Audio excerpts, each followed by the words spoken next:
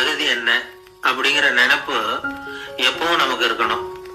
தகுதிக்கு மீறிய நினைப்பு தான் பல சமயங்கள்ல நம்மளை சிக்கல்ல கொண்டு போய் விட்டுடுது. ஒரு பூனை இருந்துதான், அது தன்னை ஒரு பூனைன்னு தானே நினைக்கணும், அப்படி நினைக்கல. தன்னை ஒரு புலின்னு நினைச்சுக்கிட்டு இருந்தது.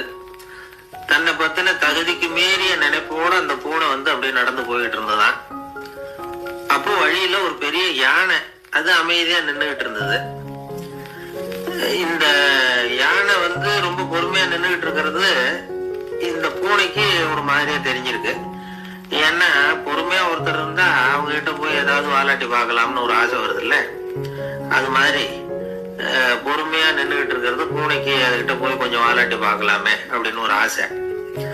உலக இயல்பு தானே அது. இந்த பூனை ரொம்ப நல்ல புள்ள மாதிரி அந்த யானை இருக்கிற பக்கமா போகுது.